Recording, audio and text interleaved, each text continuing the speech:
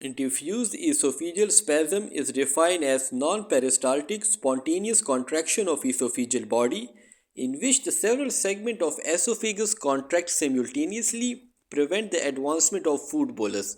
What do we mean by this? Let's explain this definition.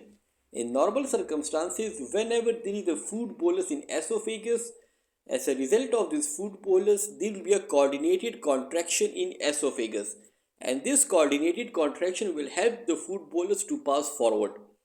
Normally, the muscle which is proximal to the food bolus will contract and the muscles which is distal to the food bolus will relax, and this coordinated movement help the food bolus to pass from esophagus to stomach. In diffuse esophageal spasm, this coordinated contraction is lost, and instead of this proximal contraction and the distal relaxation, the esophagus will contract at multiple points.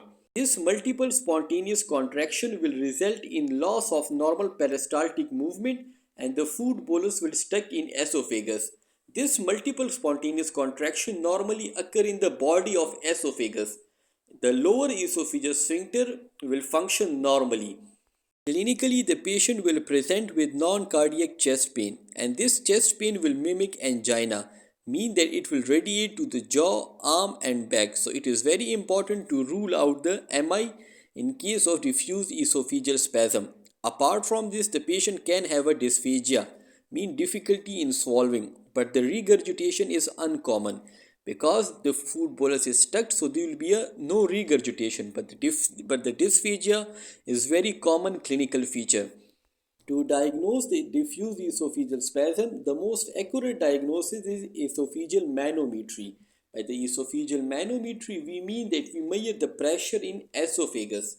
On esophageal manometry in diffuse esophageal spasm, it will show the spontaneous multiphasic repetitive contraction after swallowing, while the lower esophageal sphincter will function normally. And apart from this manometry, we can also perform the upper GI barium swallow. The characteristic feature of the diffuse esophageal spasm in upper GI barium swallow is corkscrew appearance. As you guys can see in this image, this represents the corkscrew appearance. As in diffuse esophageal spasm, there is a multiple spontaneous contraction.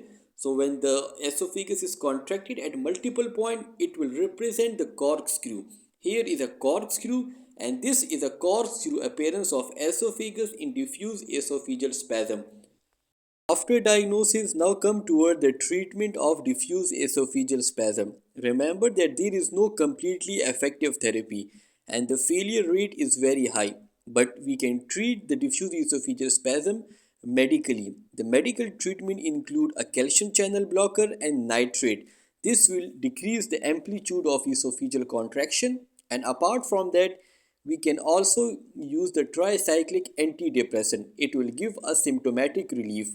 Now a question arises that for the diffuse esophageal spasm, can we perform the esophagomyotomy? The answer is no. We do not perform the esophagomyotomy for the diffuse esophageal spasm because the efficacy is controversial and it do not give a good result. The esophagomyotomy is a surgical procedure in which the outer muscle layer of the lower esophagus and sphincter is excised, so it decreases the tension of the muscle. For diffuse esophageal spasm, it is usually not recommended. So it is all about the diffuse esophageal spasm.